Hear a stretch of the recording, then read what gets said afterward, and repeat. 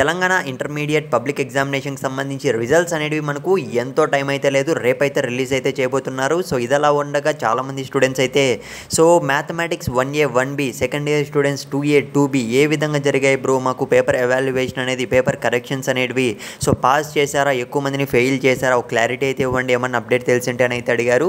So guys లేటెస్ట్గా ఒక చిన్న అప్డేట్ అయితే తెలిసిందనమాట. సో అదేంటో ఈ వీడియోలో అయితే క్లియర్గా అయితే చెప్తాను. ఇకపోతే వీడియో స్టార్ట్ చేసే ముందు సో తెలంగాణ ఎంసెట్ 2025కి సంబంధించి ప్రతి ఒక్క అప్డేట్స్ అయితే మన ఛానల్లో వస్తూనే ఉంటాయి. సో ఇంపార్టెంట్ క్వశ్చన్ పేపర్స్ దగ్గర నుంచి ప్రతి ఒక్కటైతే సో ఖచ్చితంగా ఛానల్ సబ్స్క్రైబ్ చేసుకొని పెట్టుకోండి. ఇకపోతే సో మ్యాక్సిమం మన సబ్స్క్రైబర్స్ అందరూ కూడా పాస్ అయిపోవాలని అయితే కోరుకుంటున్నా. సో తెలంగాణ ఫస్ట్ ఇయర్ కానివ్వండి, సెకండ్ ఇయర్ స్టూడెంట్స్ కానివ్వండి. So guys in case fail అయితే సో మీకు అప్పుడే డౌట్ అయితే ఉంటుంది కదా, సో ఖచ్చితంగా సప్లీ ఎగ్జామినేషన్కి సంబంధించి సో ఇంపార్టెంట్ క్వశ్చన్ పేపర్స్ ఖచ్చితంగా డ్యామ్ షూర్గా ప్రొవైడ్ చేయడం అయితే జరుగుతుంది. సో మన టీం అయితే ఖచ్చితంగా చెప్తున్నా.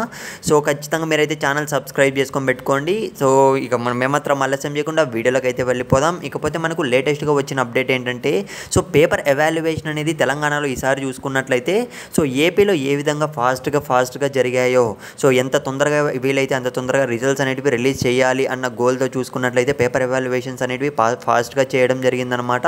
సో అలాగే తెలంగాణలో కూడా అదే విధంగా అయితే జరిగాయి అన్నమాట. ఇకపోతే first year so 1A second year 2A అయితే ఈ రెండు చూసుకున్నట్లయితే మనకు సో చాలామంది ఆల్మోస్ట్ పాస్ అయిపోయారన్న అప్డేట్ అయితే వచ్చింది. ఇకపోతే 1B 2Bకి సంబంధించి చూసుకున్నట్లయితే సో 82 to 85% స్టూడెంట్స్ మాత్రమే పాస్ అయ్యారన్న అప్డేట్ అయితే వచ్చిందనమాట.